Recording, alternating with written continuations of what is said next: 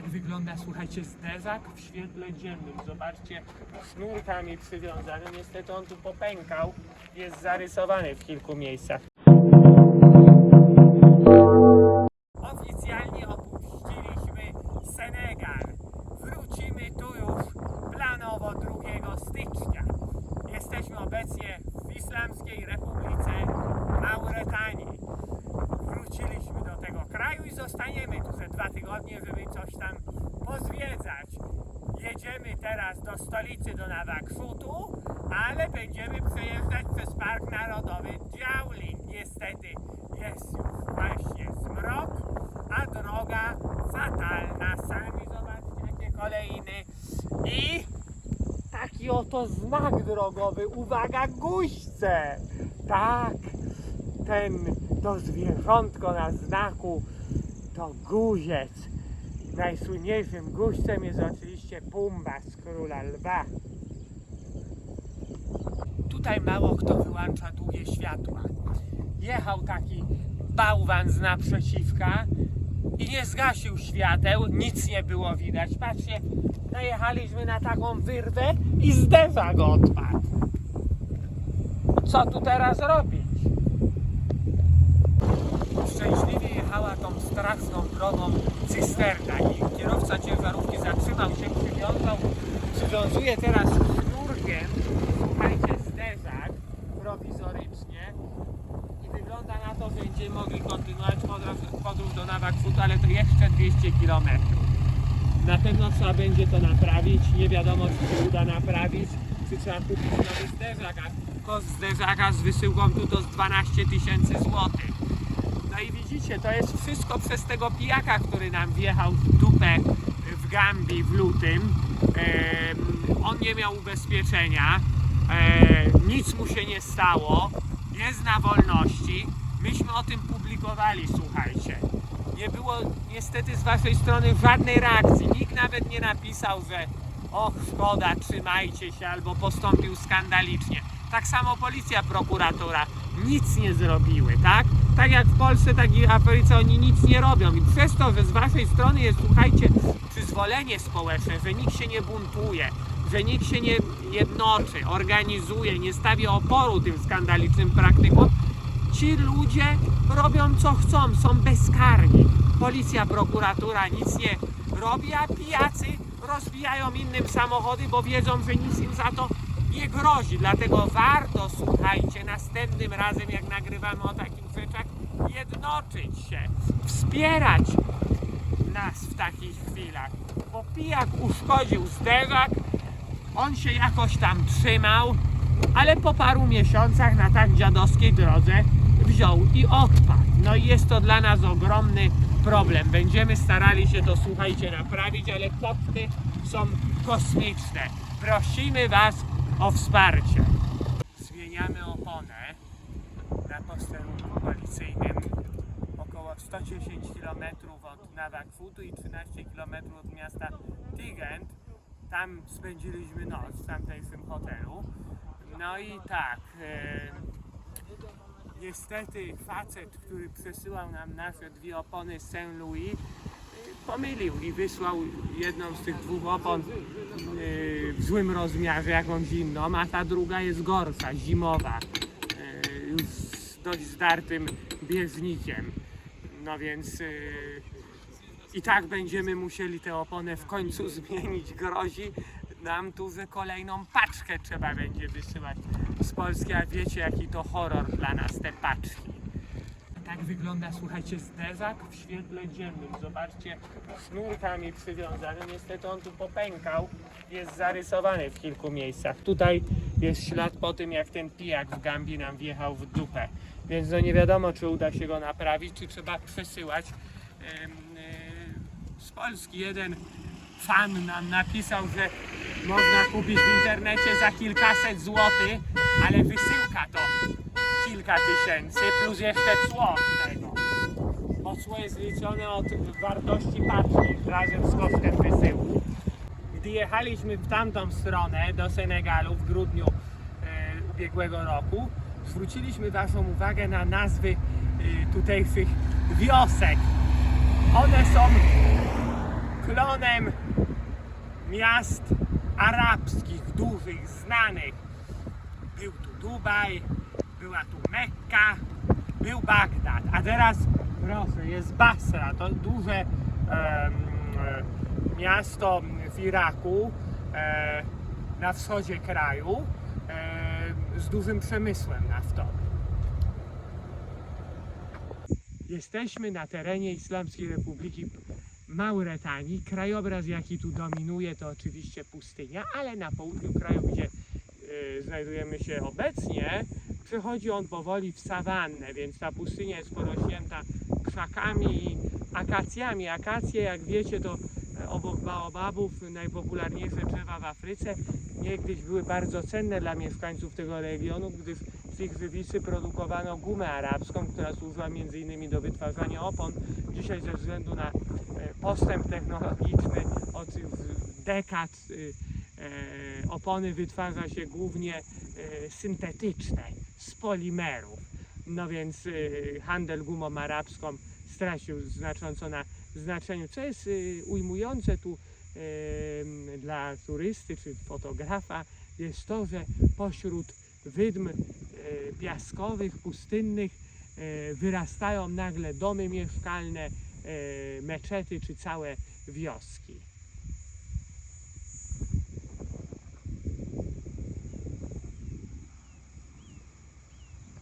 W Mauretanii jest jeszcze ciężej cokolwiek załatwić niż w Senegalu. Mieliśmy dziś umówioną wizytę w Narodowym Muzeum Mauretanii w Nouakchoucie, żeby je zwiedzić i sfotografować. Zajeżdżamy o godzinie 4 po południu i choć muzeum jest czynne do 6, jak widzicie, jest zamknięte na 4 służby. Nie ma tu nawet czeciak, żeby zapytać. Teraz parę słów o samochodzie. Udało nam się prowizorycznie naprawić zderzak. Co prawda jest zarysowany w kilku miejscach, o i na dole jeszcze. I elektryka nie działa, patrzcie. Przycisk otwierania bagażnika nie działa. Podświetlanie tablicy rejestracyjnej, światło cofania, światło przeciwdzielne tylne nie działają. Więc elektrykę zepsuli, ale przynajmniej zderzak się trzyma. Teraz słówko o motoryzacji. Lubicie ciężarówki?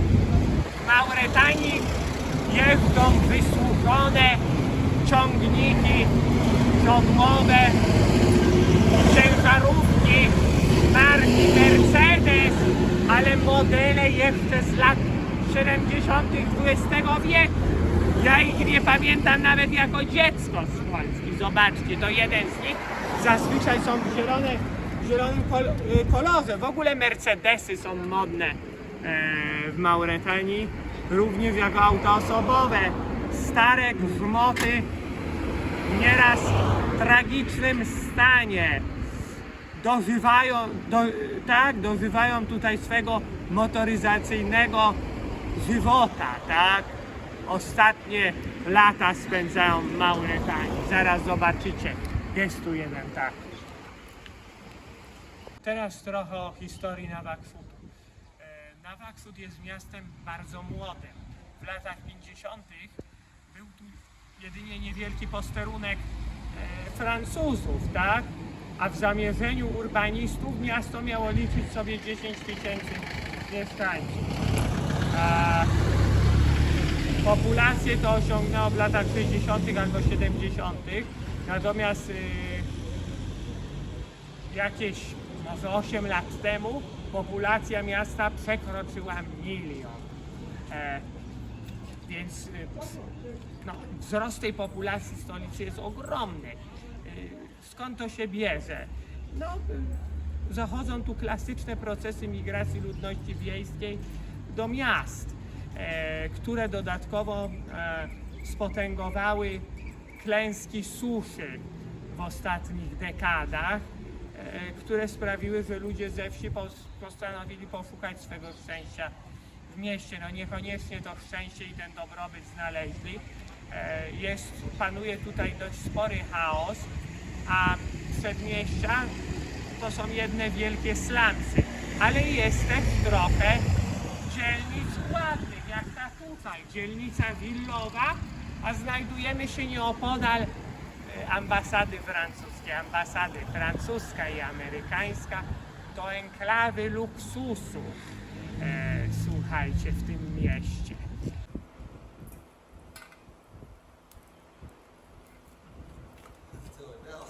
Polacy rzekomo słyną z gościnności. I nieraz tak jest. Chociaż w dzisiejszych czasach, gdy każdy myśli tylko o pieniądzach, no to również z tą gościnnością w Polsce bywa. Ale Arabowie rzeczywiście słyną w praktyce z tej gościnności.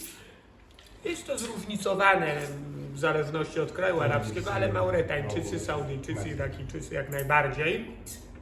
I chyba Omańczycy również. Pierwszy raz doświadczamy takiej życzliwości arabskiej z prawdziwego zdarzenia. Sejbut, szef policji w Tigent, w mieście żandarmerii, przepraszam, tak, zaprosił nas do siebie, ugościł nas w Tigent, no i specjalnie zabił baranka dla nas i zjedliśmy baraninę przed chwilą. No już niewiele z tej baraniny zostało, bo dobra była, chociaż nieraz to były nieco bardziej tłuste kawałki, a ja należę do tych mężczyzn, którzy nie lubią raczej tłustych mięs, ale były też wątróbki, baranie, także no było to bardzo smaczne i to była prawdziwa gościnność, chociaż tutaj tak, znaczy nie, bez chociaż. Gościnność arabska nieraz kończy się tym, że gość zostaje na noc, a my nie mamy poduszek, leków na sen i na serce i w ogóle nie przygotowaliśmy się do tego, więc z Sejbutem dogadaliśmy się tak, że wrócimy do niego w piątek, wówczas wróci jego żona z dziećmi, poznamy jego rodzinę. Tak jak wam mówiłem, tutaj nie można nic załatwić w Mauretanii. Zmarnowaliśmy kilka dni i nic. Dzisiaj pojechaliśmy z takim przewodnikiem, Bichem, zwiedzić 2 galerie i zamknięte na 400 stron, nic nie załatwił.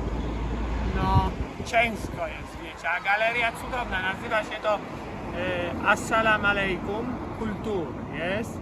Znaczy tak i słuchajcie, no w środku są ciekawe rzeczy. Może uda nam się jutro to zwiedzić, ale nie wiem. Muszę odtrąbić sukces. Udało nam się dostać do wnętrza jednej galerii. To inna galeria, nazywa się ona Maison des Amis, to znaczy Dom Przyjaciół. No i prowadzi ją sympatyczna czarnoskóra kobieta. Jest tu bardzo ładnie, kwieciście, zobaczcie, nawet w starych butach rosną rośliny, nie mówiąc już o tych instalacjach z opon.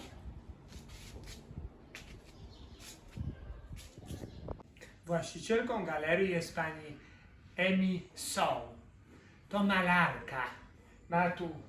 Prezentuje tu swoje dzieła, swoje obrazy, ma też warsztat i właśnie teraz pracuje. Spójrzcie sami.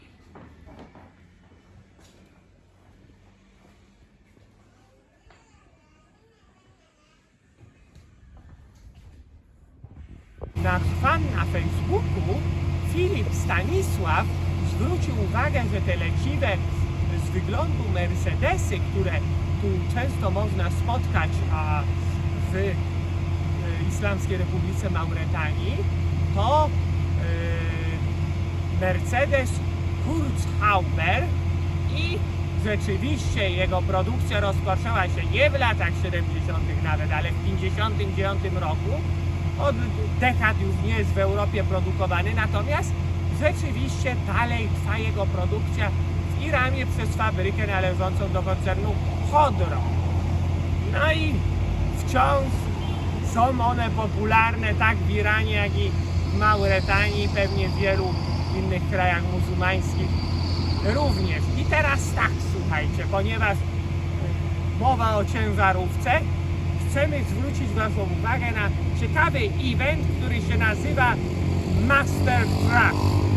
To zlot chyba największy w Polsce ciężarówek i miał miejsce nie w ten weekend, ale w poprzedni weekend. Oczywiście nie mogliśmy w nim uczestniczyć, gdyż jesteśmy w Afryce, ale byliśmy tam z Małgosią w 2019 roku. Pozostajemy w temacie motoryzacji. Poza Mercedesami, zazwyczaj leciwymi, i Toyotami, powszechne w Mauretanii są również przedziwne chińskie trójkołowce, jak ten tutaj.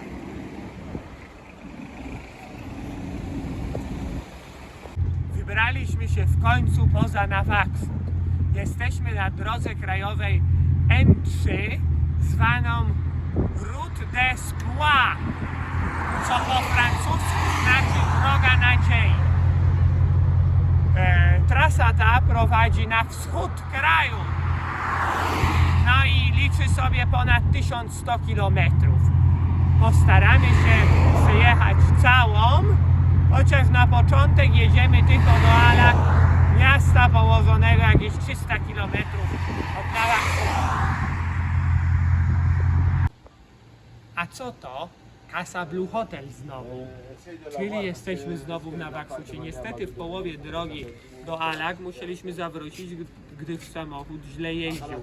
Zachowywał się bardzo niestabilnie. Niestety dwaj mechanicy nie wykonali dobrej roboty. Tak jak pierwszy naprawił przynajmniej zderzak, no to uszkodził, naprawiając ten zderzak, uszkodził jego elektrykę i nie działa światło cofania oraz tylne przeciwmgielne oraz, jak widać, przycisk otwierania bagażnika, także czujniki cofania.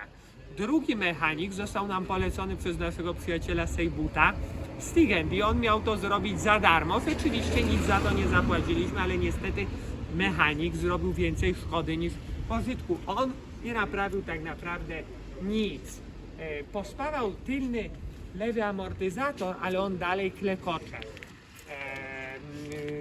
Jeśli chodzi o tylną lewą oponę, nie naprawił tego i jak widać znowu jest kapeć. Tu prawdopodobnie trzeba znowu pospawać felgę. On nie raczył tego nawet sprawdzić. Wymienił czujniki ciśnienia w oponie, ale nie działają. I teraz już nie 2, ale 3 czujniki ciśnienia w oponach są zepsute, tylko jeden działa prawidłowo. Dodatkowo wymienił nam tapicerkę w skórze, w skórzanych przednich fotelach obu, na jakiś bubel nieoryginalny, nie wiadomo czy to w ogóle jest skóra.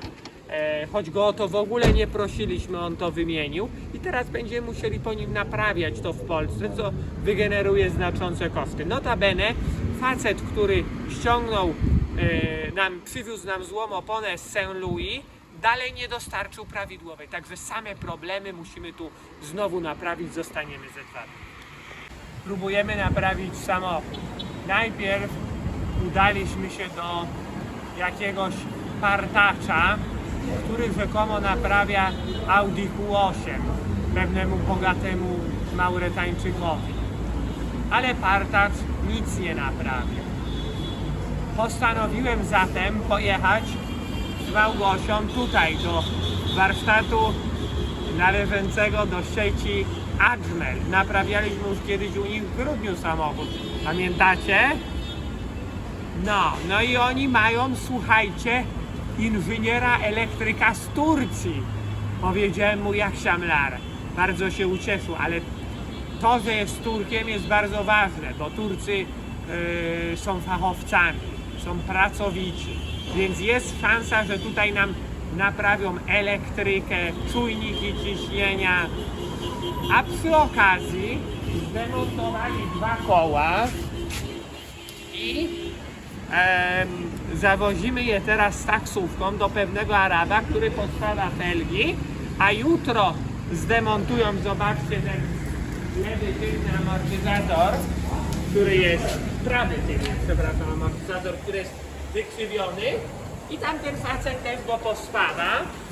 Później ten amortyzator tu wróci koła i zamontują to. Notabene ten partacz, poprzedni mechanik od naszego byłego przyjaciela Sejbuta, spieprzył wszystko. Wymienił nam, jak wiecie, tapicerkę w fotelach, która nowa tapicerka nie jest skórą, to jest ordynarny poliester, wiecie.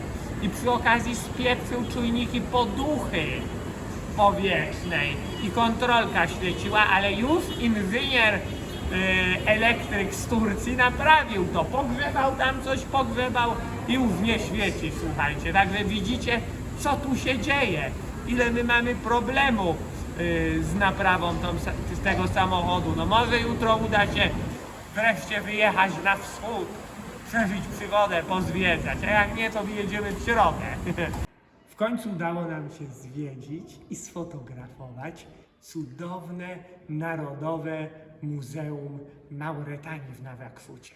Jesteśmy w sali poświęconej archeologii, czyli najciekawszej oczywiście. Ona pokazuje eksponaty z różnych stanowisk archeologicznych, z tego dużego, jakby nie patrzeć, kraju. I te eksponaty udowadniają, że Mauretania ma naprawdę bogatą historię. Część tych, a może nawet większość z tych miejsc planujemy zwiedzić osobiście. Tutaj jest Ksar el-Barka i Rashid. Tego chyba akurat nie zwiedzimy. Tifit zwiedzimy. Walata, jeśli się uda, zwiedzimy. Ładan zwiedzimy. Szingeti zwiedzimy. Na Ładan i Szingeti mamy wykupione już wycieczki od grudnia, jak pamiętacie. Azugi, to jest koło Ataru, też zwiedzimy. Kumbisaleh, to jest cudowna była stolica Imperium Gany. I spójrzcie na mapę. Imperium Gany, X wiek, leżało na pograniczu Mauretanii i Mali, a nie na terenie współczesnej Gany. No i jeszcze Adagost. Audagost, tak, to jest, też zamierzamy zwiedzić i to już niedługo. Cudowna ceramika pochodzi z Audagost. A na koniec chcę wam wspomnieć o pięknych petroglifach. Zobaczcie na te rysunki na skale przedstawiające chociażby nosorożca. No, ciężko dotrzeć do tych miejsc, więc nie wiem, czy uda nam się to zwiedzić, ale będę do tego dążył. To są okolice Ataru z grubsza rzecz. Cudowne to muzeum i cudowne są te stanowiska archeologiczne. Druga sala Narodowego Muzeum Mauretanii w Nawakfucie, położona czy zlokalizowana na piętrze budynku, przedstawia ciekawe eksponaty na temat codziennego, współczesnego życia Mauretańczyków. Zobaczcie, tu są tradycyjne drzwi, tutaj namiot zwany po arabsku haima. Jeszcze do niedawna ponad połowa społeczeństwa mieszkała w takich haimach, a wciąż jeszcze sporo ludzi w nich mieszka. A tu rekonstrukcja tradycyjnych domów z banko. Tak, już pojutrze jest znowu Rzymy, bo w Mauretanii też są domy z banko, prawda, one cudowne. No i tu jeszcze szczelby. Patrzcie, jaki wielki karapaks. Karapaks to ta skorupa żółwia. No i tutaj nam pokażę coś fenomenalnego, mianowicie jaka wielka skóra krokodyla. Nie mówcie lewakom, bo by się oburzyli, że tutaj skóra zwierza jest wystawiona. Z kolei w drugim pomieszczeniu, czy w drugiej części tej sali można spotkać tradycyjne instrumenty muzyczne. Zobaczycie. I lalkę arabską. Tradycyjne instrumenty. Cieszymy się, że udało nam się zwiedzić wczoraj to muzeum, dlatego że wedle mojej najlepszej wiedzy to jest jedyne muzeum w całym kraju. A trzeba podkreślić, że Islamska Republika Mauretanii ma powierzchnię ogromną, ponad 1 000 000 kilometrów kwadratowych. To znaczy 3 razy więcej niż Polska. No i jest to kraj pustynny, ale spotkać tu można oczywiście też oazy palmowe. Zobaczcie, jaka ładna oaza palmowa w obrębie stolicy Nawakfutu. Oprócz palm Rosną tu także warzywa, nawet sałata. A o sałatę nie jest łatwo w kraju Afryki Zachodniej. Zajechaliśmy do nowego miejsca, do Alak. I zaczynamy od wieczerzy. Zobaczcie, jaka obfita tutaj Mauretańczycy są naprawdę gościnni. Jesteśmy w regionie Brakna. Wybraliśmy się dziś na wycieczkę do miasta Bugi, położonego jakieś 70 km od Alak.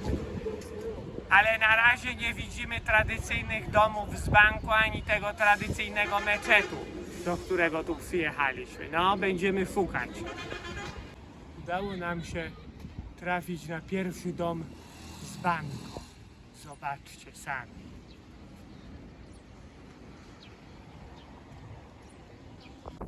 Tęskniliście za rzeką Senegal? No, jesteśmy tutaj znowu, tym razem od strony Islamskiej Republiki Mauretanii. No więc na drugim brzegu musi być Senegal.